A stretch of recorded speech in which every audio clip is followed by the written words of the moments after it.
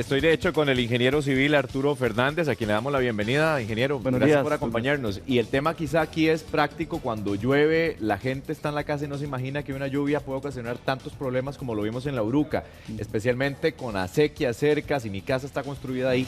Entonces, ¿cómo empezar a decirle a la gente, tome las precauciones, pero viéndolo tan práctico como por ejemplo en este plano? Buenísimo, bueno, sí es importante, ¿verdad? Prevenir. Hay que, como vecinos, tenemos que involucrarnos en nuestra comunidad y prevenir. Un plano como estos es muy ilustrativo para la comunidad. Uno puede acercarse a la municipalidad, solicitar el plano o el plan regulador, y en este plano se identifican, todas las municipalidades lo tienen, ¿verdad? Regulan las zonas de construcción, ¿verdad? Y si lo vemos práctico, por ejemplo, una primera situación que se oye mucho en los barrios, se me filtra el agua en la pared, digamos, y el agua es del vecino.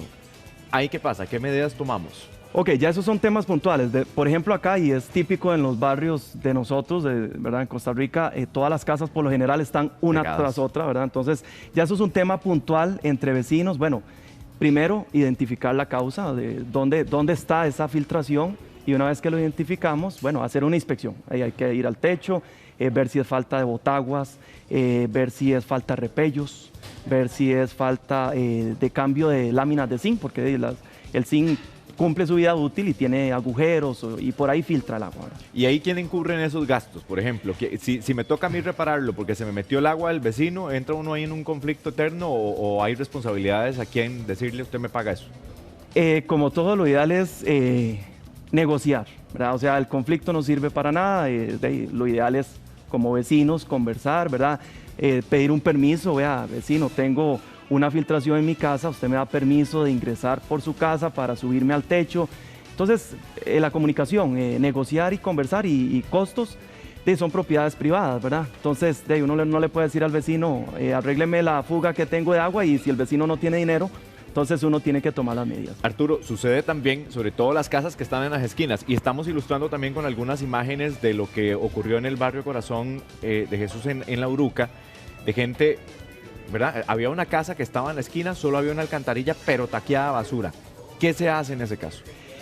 Bueno, eso es recurrente en nuestros barrios, ¿verdad? Por ejemplo, aquí en el plano podemos ver ese caso que vos identificás, por ejemplo, una esquina. Las esquinas tienen casi siempre sus implicaciones con inundaciones, más si son zonas bajas. Entonces, son zonas bajas, eso implica más vulnerabilidad a inundación.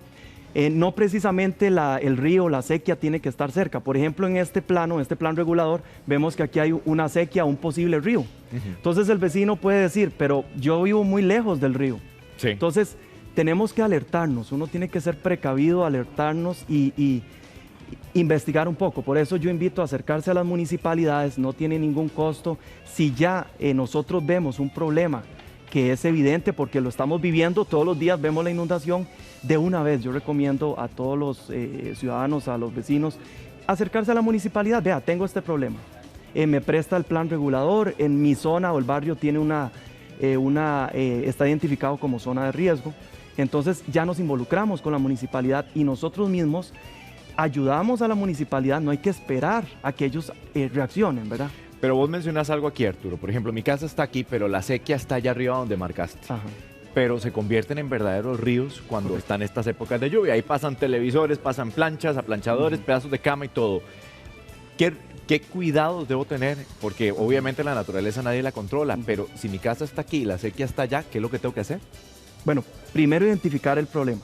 Saber que yo soy, que si yo vivo ahí, yo estoy en una zona de riesgo. Por ejemplo, esta que tenemos ahorita, Arturo, en imágenes.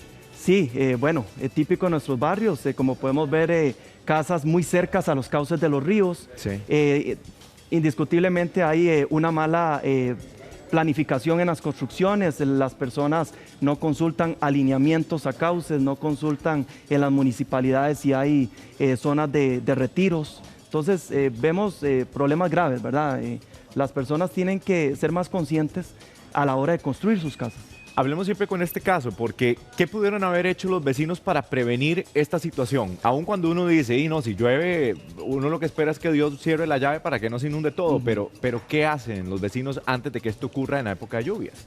Por eso, el tema es prevenir de una vez, no cuando llueve, es antes ir a consultar a las municipalidades y reunirse con las municipalidades, sacar citas con los ingenieros municipales, hacer un grupo de vecinos e involucrarse. Entonces ya a nivel de vecinos, bueno, ya somos, no sé, 10 casas los que vivimos cerca al cauce. Y bueno, indiscutiblemente, como le comentaba Douglas, si estamos o se construyó muy cerca a los cauces de ríos y no se respetaron los retiros, eso es un problema grave, ¿verdad? Arturo, ¿cuán grave es además el tema porque hay gente que tira el pedazo de refri al río como si fuera un basurero municipal y no lo es? Pero, ¿qué ocurre? El fenómeno es, de verdad nuestras alcantarillas están tan llenas de basura que ya ni el agua puede pasar por ahí. Es un tema de cultura, ¿verdad? O sea, los sistemas viales, la infraestructura no fue diseñada con una planificación adecuada. Lastimosamente, hay que decirlo, como ingeniero civil, no ha habido la planificación adecuada pensando a futuro, ¿verdad? Entonces se ha ido por zonas, por parches, por decirlo así. Entonces, por eso yo invito a los vecinos, a los ciudadanos, tiene que haber más participación del pueblo, de ciudadana, y ayudarles a las municipalidades, ¿verdad? Vea, puntualizar, tengo un problema de inundación acá, tengo otro problema de inundación acá. Eso ayudamos a los ingenieros municipales a que hagan o que revisen sus planes de desarrollo de infraestructura, de tuberías, y ya revisan capacidades. El otro tema, los famosos, y lo comentábamos ahora fuera de cámara, los muros de contención. Digamos que los vecinos se pusieron de acuerdo, dijeron la solución es aquí un muro de contención. ¿Eso les va a servir o no, Arturo?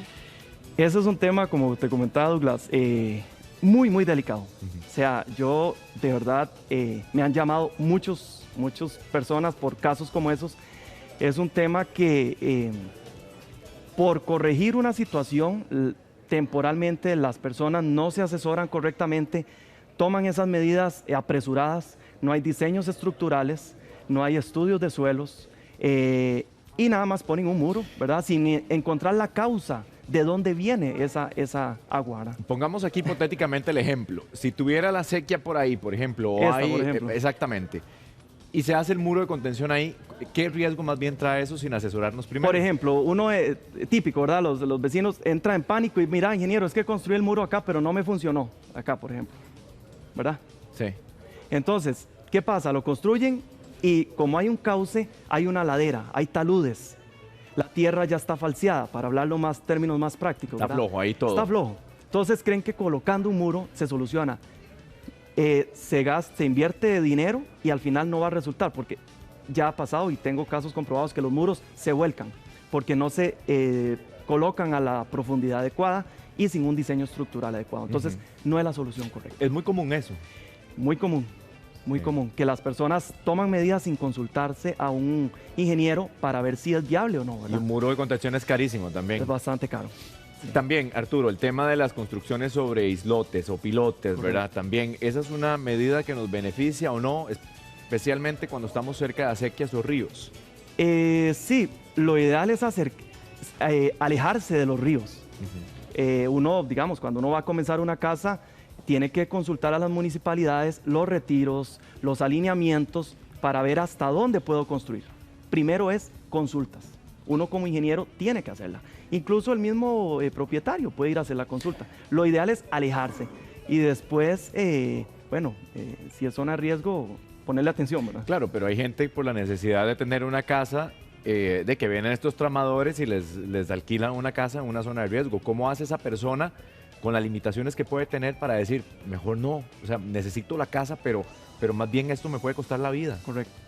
Un tema de precaución, ser malicioso en eso, o sea, despacio que precisa, ¿verdad? Sí, o sea, claro, hay que despacio, es una inversión, a todos nos cuesta mucho nuestras casas o alquilar, entonces nada cuesta tomarse unos días, hacer una consulta a un amigo ingeniero, ir a la municipalidad, y hacer las cosas correctamente, hacer las consultas a los especialistas, ¿verdad? Y si está falseado, por ejemplo, porque es que uno se pone en los zapatos de la gente que va y necesita, ¿verdad?, la casa. Correcto. ¿Cómo se da cuenta uno si está falseado? Por ejemplo, no sé si hay cosas tan sencillas que uno pueda poner el pie y decir, bueno, aquí la cosa está difícil, pero ¿cómo se hace, Arturo? La gente que le quede muy práctico, ¿cómo hacerlo? Muy práctico, eso lleva a un estudio de suelos. Tiene que haber estudio de suelos. Sí, o sea, incluso uno como ingeniero no puede decir, mira, ese suelo no da. Eso es un estudio de suelos, son unas perforaciones que se hacen a 3, 4, 5, 6 metros de profundidad. Estudios de suelos certificados que existen en Costa Rica. El estudio de suelos le da al ingeniero civil un parámetro de la resistencia de ese suelo, ¿verdad? Entonces, ahí es donde uno se da cuenta. Por simple vista, por simple inspección, uno no puede determinar. Claro, pues usted también tiene zonas en donde se empiezan a caer, por ejemplo, estas famosas montañitas que se ven en los taludes, pues obviamente ahí no se construye, punto. Por supuesto. No se alquila tampoco. Hay que ver el tema más integral, más, no solo puntualmente, ¿verdad? Sino ver, bueno, alejarse un poco más. Ah, mira, hay un río, hay un talud por acá. Entonces tal vez, bueno, uno ha visto muchos casos de esos, entonces ya conoce cómo manejar estos temas, ¿verdad? Verlo más integral. Sí, uno generalmente dice, no, si el río está por allá a mí no me va a pasar nada, pero por ejemplo, del río que está allá a esta parte de aquí, ¿puede haber alguna afectación? Por supuesto, a nivel de ingeniería, eso nosotros lo estudiamos y se llaman cuencas. ¿Cuencas? Cuencas. Ajá. Áreas, para decirlo así. Todo esto es una cuenca, por ejemplo. Entonces se analiza a nivel más grande, ¿verdad? Entonces se analiza la cuenca, se analiza un área más grande y hay áreas de influencia. Entonces, independientemente, todos tenemos áreas de influencia. Claro. Entonces, aunque el río esté a incluso 6 kilómetros, nos puede afectar. Arturo Fernández, ingeniero civil, muchas gracias. La verdad que información muy práctica para la gente, para que tomen las medidas del caso. Consejo número 1, vea, no bote la basura al río, no bote la basura a la calle, tenga también educación con respecto a cómo maneja la basura y no la eche en lugares donde sabemos que luego se van a acumular y va a ser un verdadero tortón.